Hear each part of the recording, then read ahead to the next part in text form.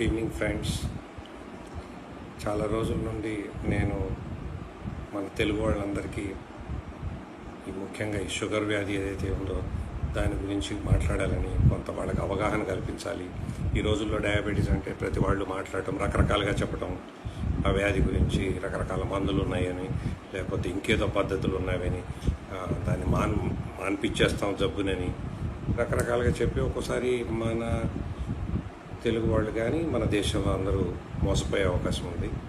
So దానికి సంబంధించి నేను అనుకున్నాను, అప్పుడప్పుడు నేను కాస్త మీకు వీడియోలు పంపిస్తుంటే నిజంగా ఈ వ్యాధి గురించి కొంత మనకి అర్థమయ్యేటట్టుగా, తర్వాత మనం తీసుకునే జాగ్రత్తలు, ముఖ్యంగా ఇవాళ నేను ఒక 5 నిమిషాలు చెప్పదలుచుకుంది డయాబెటీస్ పరిస్థితి ఇప్పుడు మన దేశంలో ఏంటి, దాన్ని ముందు మనం దాని గురించి మాట్లాడుకోవటం ఫ్యూచర్లో వీడియోలో చెప్తాను. ఇప్పుడు ఇవాళ చెప్పగలిగింది ఏంటంటే, అసలు ఈ వ్యాధిని మనము ప్రివెంట్ చేయడానికి, ఏదో మనం అంటాం కదా prevention is better than cure అని, ప్రివెంట్ చేయగలుగుతామా, చేయాలంటే ఎట్లా చేయాలి.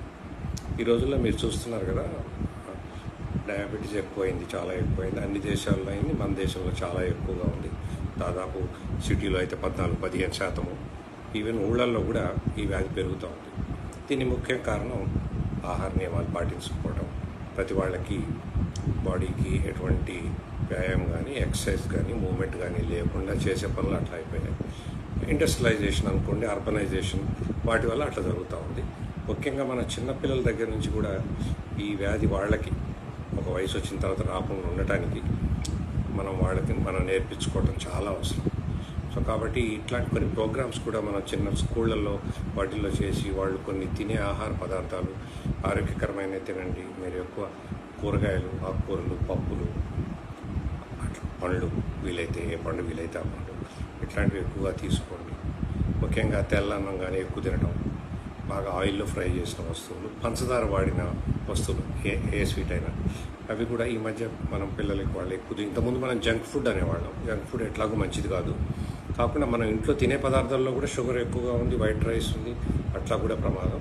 ఈ బయట స్ట్రీట్ ఫుడ్ ఒకటి, అది కూడా ఇలాంటివి మనం చిన్నపిల్లలుగా ఉన్నప్పుడే వాళ్ళకి ఇది తీసుకునే అలవాటు నుంచి మనం దూరం చేసి, వాళ్ళకి ఆరోగ్యకరమైన ఆహారం పెట్టి, ప్రతి స్కూల్లో కూడా ఒక వ్యాయామం చేయాలి. ఇప్పుడేంటి ఈ రోజున పిల్లలు ఇంటికి వచ్చేస్తే ఎంతసేపు వీడియో మీద ఆడటము, టీవీ చూడటము, లేదా హోంవర్క్ చేసుకోవటం, ఆ పని మీద ఉంటున్నారు, కానీ బాడీకి సరిపోయే ఎక్సర్సైజ్ చేయట్లేదు. సో పిల్లల నుంచి అది మొదలు పెడితే వాళ్ళు పెద్దవాళ్ళు అయిపోయాక ఇప్పుడు స్కూల్, కాలేజీలో ఉంటారు, ఆ టైంలో కూడా వాళ్ళకి తీసుకోవాల్సిన జాగ్రత్తలు. ఉద్యోగాలకు వెళ్ళిపోతే అందరూ డెస్క్ జాబ్లు చేసేది, రోజు 10-12 గంటలు కూర్చుంటారు, పనిచేయరు. ఇంకోటి మీరు ముఖ్యంగా నోటీస్ చేయాల్సింది, మనం ఇంతకుముందు డయాబెటీస్ అంటే ఏదో రిచ్ పీపుల్కే వస్తాం, అట్లా కాదు. డయాబెటీస్ మన దేశంలో పేదవాళ్ళకి, లోవర్ మిడిల్ క్లాస్ వాళ్ళలో ఇంకా ఎక్కువగా అయింది. ఎందుకంటే వాళ్ళ ఆహార నియమాలు ఏమాత్రం పాటించడం లేదు, స్ట్రీట్ ఫుడ్ తింటున్నారు, పంచదార ఎక్కువ వాడుతున్నారు, 3 పూటలు కూడా అన్నం తింటారు, వాళ్ళకి దొరికేది అది ఎక్కువగా. సో దానివల్ల వ్యాయామం తక్కువైపోయింది వాళ్ళల్లో కూడా.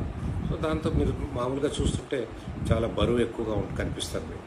ఈవెన్ మామూలు చిన్న పనులు చేసే వాళ్ళల్లో కూడా, ఆడవారిలో కానీ మగవారిలో కానీ బరువు ఎక్కువగా ఉంది. సో వాళ్ళకి షుగర్ ఎక్కువగా వస్తుంది. సో ముందు మనం తీసుకోవాల్సిన జాగ్రత్తలు ఇవి. రెండవది ఏంటంటే, మన పేరెంట్స్కి కానీ ఎవరికైనా షుగర్ ఉంటే తర్వాత నెక్స్ట్ జనరేషన్కి వచ్చే అవకాశం ఎక్కువగా ఉంది, కాబట్టి వాళ్ళు మరింత జాగ్రత్తగా ఉండాలి. రెండవది, షుగర్ నాకు రాదులే, ఇప్పుడే ఎందుకు వస్తుంది అని ఎవరు అనుకోకూడదు. 30 సంవత్సరాల వయసు మీరిన వాళ్ళు, ముఖ్యంగా బరువు కొద్దిగా ఎక్కువ ఉన్నా, లేదా మీ తల్లిదండ్రులు ఎవరికైనా ఒకళ్ళకి కానీ ఇద్దరికి కానీ షుగర్ ఉన్నా, మీరు తప్పనిసరిగా షుగర్ పరీక్ష చేసుకుంటూ ఉండాలి, మీ బాడీ వెయిట్ చెక్ చేసుకుంటూ ఉండాలి, ఏదో ఒక రకమైన వ్యాయామం చేయాలి, ఆహార నియమాలు పాటించాలి. ఇవన్నీ చేసుకుంటూ ఉంటే మనం కొద్దిగా వ్యాధిని రాకుండా చేయొచ్చు, కొన్ని సంవత్సరాలు పోస్ట్పోన్ చేసుకోవచ్చు. ఇప్పుడు మీరు ఈ రోజుల్లో చూస్తే 30 సంవత్సరాలకే డయాబెటీస్ వస్తే వాళ్ళ పరిస్థితి ఏమవుతుంది? వాళ్ళు మందులు వాడాల్సి వస్తుంది, పరీక్షలు చేసుకోవాల్సి వస్తుంది, డాక్టర్ల దగ్గరికి వెళ్ళాల్సి వస్తుంది.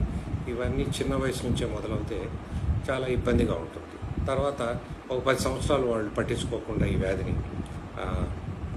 ఆ విధంగా ఉంటే 40 సంవత్సరాల వయసులోనే వాళ్ళకి ఏదో ఒక కాంప్లికేషన్ రావడం, ఇంకా వేరే ఒకదానికోటి యాడవి సమస్యలు రావడం, ఇలాంటివి వచ్చినప్పుడు ఇవన్నీ చాలా ప్రమాదాలకి దారితీస్తుంది.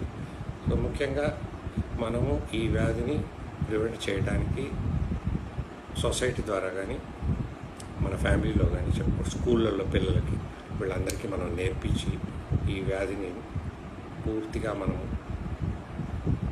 రాకుండా చేసే ప్రయత్నం చేయాలి. ఆ తర్వాత ఈ వ్యాధి గురించి, లక్షణాల గురించి, మనం తీసుకోవాల్సిన జాగ్రత్తల గురించి, ఇంకా ఏమేంటి, ఎట్లా చేయాలి ఏంటి అనేది నేను తప్పనిసరిగా మీకు నెక్స్ట్ వీడియోలో చూపిస్తాను. అప్పటి వరకు జాగ్రత్తగా ఉండండి. Thank you.